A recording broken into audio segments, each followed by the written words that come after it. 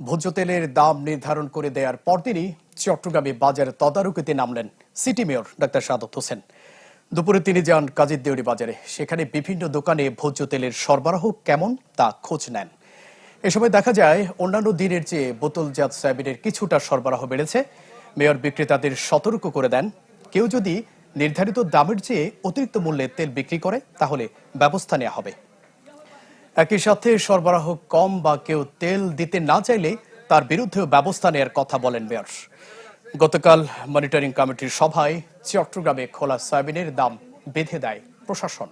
আমার কথা হচ্ছে যে মূল্য তালিকা কই, যেখানে যেখানে মূল্য তালিকা নেই সেখানে তাদেরকে লাগিয়ে রাখতে বলেছে এবং সেটা স্পষ্টভাবে খোলা তেল প্রতি লিটার 160 টাকা ধরে তারা বিক্রি করে। এটা তারা সবাই জানে, তারাও একমত যে তারা 160 টাকা করে সেটা বিক্রি করবে। বেঁধে করলে আমি তাদেরকে বলেছি যে আইনের গতিতে চলবে। এখানে আমাদের যে ম্যাজিস্ট্রেট আছেন ওনারা কিন্তু এভরিডে সেটা মনিটরিং করবেন। আমরা যেটা বলেছি জনগণের জন্য আমরা যেটা করার সেটা করব। রোজার মাস, সিয়ামের মাস, সংযমের মাস, মানুষকে তাদের স্বস্তির জায়গায় আমাদেরকে নিয়ে যেতে হবে।